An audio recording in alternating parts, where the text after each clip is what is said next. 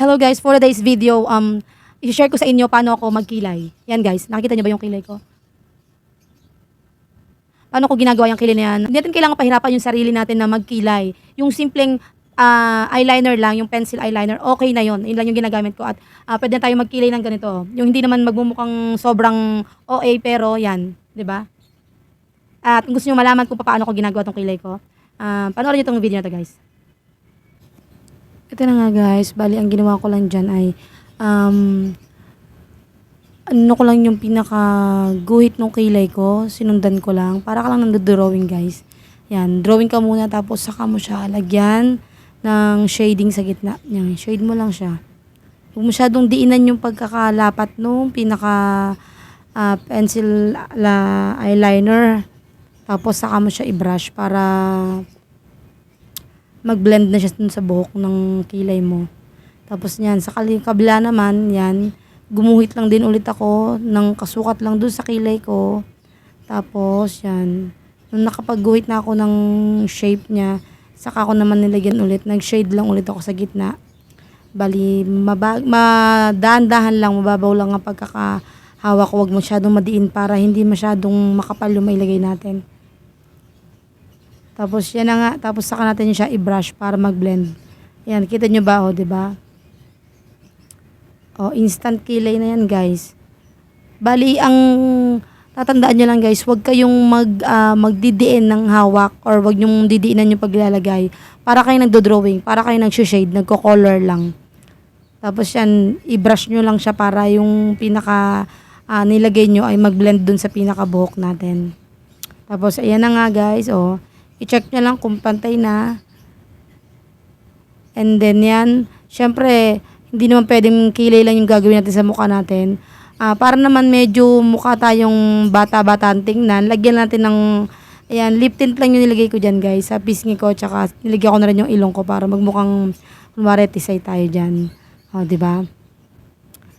Tapos, syempre, pag maglalagay tayo ng lipstick, tuyuin natin mabuti yung bibig, yung labi natin. Yan, tuyuin natin. Wag natin hayaang basa. Tuyuin lang natin tapos maglagay tayo ng light lang. Light lang yung nilagay ko diyan na lipstick. Light color lang, 'di ba? Wag mo masyadong diinan yan, no. Binawasan ko pa nga yan tapos tinuyo ko. Tapos hindi lang yun, naglagay kasi ako, meron akong dark na lipstick, medyo dark. Ayun yun naman yung ilalagay nyo dyan sa pinaka loob ng labi nyo. Para meron siyang, yan, oh. 'Di ba? Oh, 'di ba? Ang gandang tingnan ng labi natin kapag ka ganun. Oh. 'Di ba? Nakita niyo naman. Tapos yung ilong natin medyo ayan medyo tayo Pinoy, medyo lapat. Ito yung gagawin, pwede niyo gawin kung gusto niyo para medyo meron siyang may pag tinignan siya, meron siyang akala niyo meron siyang tangos. Mukhang may tangos, 'di ba? Para lang kayo nagdo-drawing yan. Tapos i-blend nyo lang siya. I-blend nyo lang dun sa ano. O, 'di ba? Para kayo dyan nagpalagay ng nagpaturok ng ilong. And then, ayan na nga. Hindi ako gumamit guys ng foundation sa mukha ko. Pero kukuha tayo ng kaunting foundation. Maglagay tayo ng kaunti sa gitna ng ilong natin. Para yung pinaka, ang tawag ba doon? Highlight. Ma-highlight yung yung gitna ng ilong natin. Yan, oh. Hindi na masyadong lapad na lapad. O yan, lagyan mo rin ng highlight yung sa may gilid ng pisngi mo, sa ibabaw lang. Tapos yan, sa baba. Wala kasi akong highlighter guys, di kasi ako nagamit ng mga ganyan eh. Totoo lang, mahirap lang ako eh. Yan lang ang kaya ko. Tsaka di kasi ako mahilig talaga sa makeup. Yan lang, lipstick lang talaga at eyeliner ang aking pinakasandata.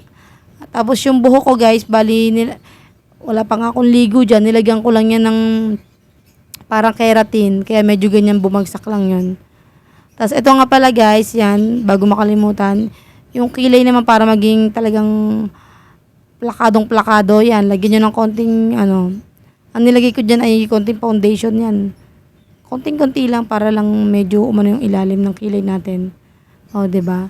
Para magpantay siya, para talagang ma-emphasize yung kilay natin. Tapos yan, nilagay ko na rin yung natirang sa kamay ko. Nilagay ko yung foundation sa noo ko. Para magpantay yung puti ng mukha. Tapos yung leeg nyo, syempre wag nyo kalimutan. Pero yan guys, optional naman lang yan. Kung gusto nyo maglagay ng foundation sa mukha nyo, pwede naman. Pero ako kasi hindi ako naglalagay sa pinakamukha ko eh.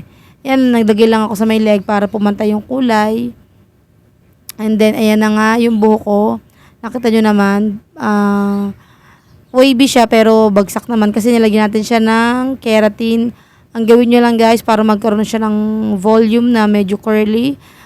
Yan, pilipitin nyo lang yan guys. Yan, kumuha lang kayo ng mga ilang ano lang siya, i-divide nyo lang yung buhok nyo. Tapos, pilipit nyo lang, paikot-ikutin nyo lang yan.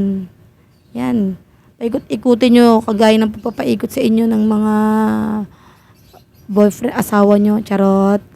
Ito na nga guys, ayan na nga. Sa kabila, ganyan din ginawa. Ikot-ikot lang, para ka naglalaro lang ng buhok mo. Parang si Lukring, yan, ganyan. Ikot-ikot lang. Ikot-ikot lang. Yan. Tapos, ayan na nga guys, nakita nyo naman, o, diba? Parang kala mo, ginamitin natin ng curler ang buhok natin. Ayan. O, check nyo rin ang itsura nyo, diba? O, diba? Sino nyo may itsura natin ngayon? Kumpara ko kanina dun sa hindi pa tayo naglalagay ng kilay at ng mga lipstick sa mukha natin. Diba?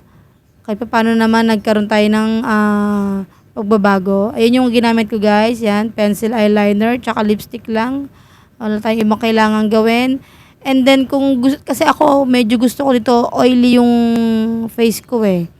Pero kung gusto nyo naman na hindi oily yung face nyo, is meron tayong, pwede tayong gumamit ng pressed powder o yung mga, kahit yung mga simpleng talagang mga Johnson's baby powder, pwede na yun. Tapos ito nga guys, papakita ko sa inyo, maganda rin naman siyang lagyan ng